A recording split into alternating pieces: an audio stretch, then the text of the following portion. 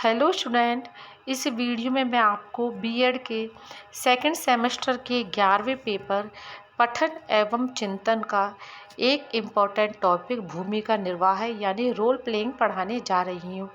ये एग्ज़ाम के हिसाब से काफ़ी इम्पोर्टेंट रहेगा क्योंकि ये नए सिलेबस में इसी बार ऐड हुआ है। तो चलिए हम शुरू करते हैं। भूमिका निर्वाह अनुरूपीकृत शिक्षण का एक रूप है। इसका प्रयोग दो रूपों में किया जाता है, जिसमें पहला है शिक्षण कौशलों के विकास के लिए और दूसरा है शिक्षण को प्रभावी बनाने के लिए। जब हम भूमिका निर्वाह का प्रयोग शिक्षण कौशलों के विकास के लिए करते हैं तो एक छात्र अध्यापक अपने साथ ही अन्य छात्र अध्यापकों को किसी छोटी कक्षा का छात्र मानकर कोई विषय पढ़ाता है।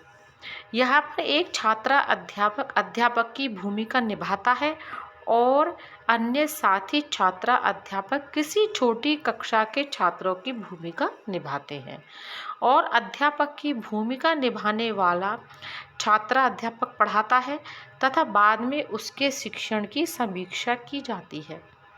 इस तरह से उसके शिक्षण कौशलों का विकास किया जाता है और यह इस तरह से एक शिक्षण व्यूह रचना है। आगे देखते हैं हम। दूसरे रूप में यह लघु नाटक का रूप है, जिसमें वास्तविक कक्षा शिक्षण के समय कोई एक या दो तीन छात्र संबंधित विषय को नाटक के माध्यम से प्रस्तुत करते हैं। इसे हम नाटक नहीं कह सकते क्योंकि इसमें किसी छोटी घटना, तथ्य आदि का ही प्रदर्शन किया जाता है। उदाहरण के लिए किसी छात्र को शिवाजी की वेशभूषा में कक्षा के सामने प्रस्तुत करना या प्लासी के युद्ध की व्यूह रचना में छात्रों को खड़ा कर देना या सिकंदर व पोरस के संवादों को कक्षा के सामने दो छात्रों से बुलवाना। अब आगे हम देखेंगे भूमिका निर्वाह के सोपान।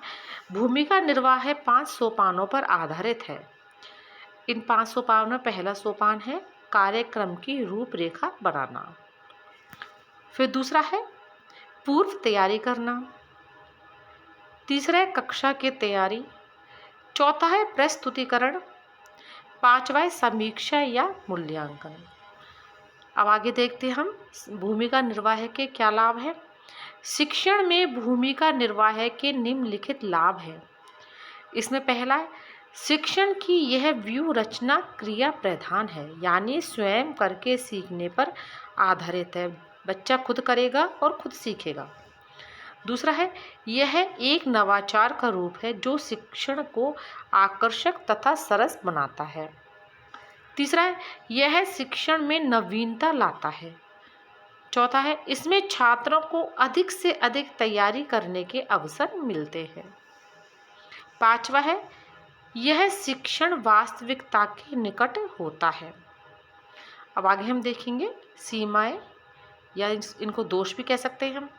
इसमें फर्स्ट है भूमिका निर्वाह में संपूर्ण वातावरण बनावटी होता है, इसलिए वास्तविक शिक्षण की कल्पना करना व्यर्थ है। दूसरा है इसके द्वारा जो शिक्षण कार्य करवाया जाता है वो अधिक समय लेता है। तीसरा है कभी कभी अनुशासनहीनता की समस्या भी आ सकती है। अब आगे हम देखते हैं कुछ सुझाव जिनके द्वारा हम भूमिका निर्वाह को सफल बना सकते हैं, जिसमें फर्स्ट है इसमें विषय का चयन छात्रों की मनोशारीरिक अवस्था के अनुरूप होना चाहिए, यानी उनकी मानसिक और शारीरिक अवस्था के हिसाब से ही इसके विषय का चयन हमें करना चाहिए। दूसरा है भूमिका निर्वाह का कार्य हमेशा कुछ ही छात्रों को न दिया जाए, यानी सभी छात्रों को बराबर रूप से इसमें भागीदार बनने के लिए प्रेरित किया जाए। तीसरा है कक्षा व्यवस्था की समुचित व्यवस्था की जाए।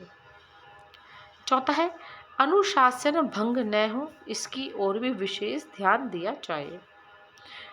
पांचवा है शिक्षण के उद्देश्यों को सदैव ध्यान में रखा जाए, यानी हमने शिक्षा के जो भी उद्देश्य बनाए हैं, जिस कारण से हमने भूमिका निर्वाह का प्रयोग किया है, तो वो हमें हमेशा ध्यान में रखना चाहिए। उस उद्देश्य को ध्यान में रखकर ही यह कार्य करना चाहिए। धन्यवाद।